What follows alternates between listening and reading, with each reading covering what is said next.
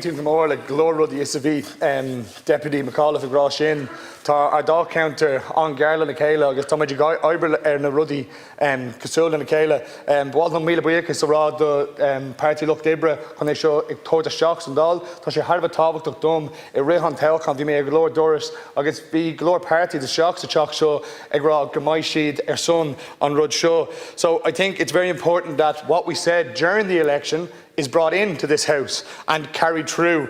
And there was parties from across this chamber that said that they would be for the decriminalisation, and some who would say they would be for reducing of the current system.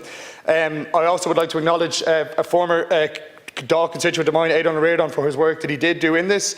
Back in November 2022, the Dáil did agree towards decriminalisation of people who use drugs. And we all remember, and I've looked at the record of the Dáil from back then, the strong statements of that day. As Deputy McAuliffe mentioned, the Citizens' Assembly report back in January 2024, and then the Oireachtas Committee report last in October. But again, a lot of we see in this House is report after report, but there's no action. I'd like to say as well, as Deputy McAuliffe said about Deputy Tobin mentioning about the legalisation and how it will reduce, but the definition of insanity is doing the same thing again and again and expecting a different outcome. Clearly, the system we have at the moment isn't working. I've grown up in the Ireland with the current system. I've seen the amount of drug use that is in my own Dáil counter, and it's very, very important to see that the current system isn't working. We need to put in education, we need to put in preventative measures and treat this like a health issue, because these people who have addiction, they need to be treated as such. The programme for government promised a health-led approach, and that's the programme for government that I signed up to support. And we're looking at decriminalisation and also the possible of legalisation. That's something that I would also favour for medical cannabis. I have constituents of mine who have been diagnosed with cancer who would like to be able to use it at an easier measure. It can be shown when you are going through chemo to help with appetite, to help with anxiety, and it's something that I will obviously continue to push for. In the meantime though, drug use has been exploding.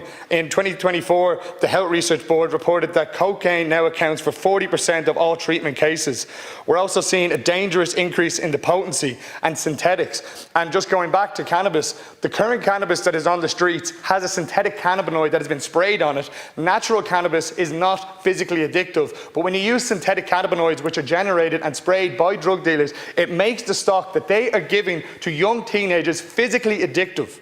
And it's not only that, it's completely frying their brains. People are getting schizophrenia, psychosis, and this is really, really bad. If we could look into what other countries have done, Canada, the Netherlands, and look into reducing the amount and making it a regulated system, it would be very much better for the young children and anyone going into it. It brings them out of the criminal connections, and that's something that we need to look at. We're also seeing, when we're talking about reform, it's important to look at what other members have spoken about, Portugal and the personal possession that they changed in 2001, and the evidence is clear. So it's not just about statements, there's clear evidence that decriminalisation does not lead to a surge in drug use. In the years that followed, the use of most substances actually fell below the original levels back in 2001. What changed was the stigma around it, and what changed was the access to care. What changed was that people were stopped dying alone.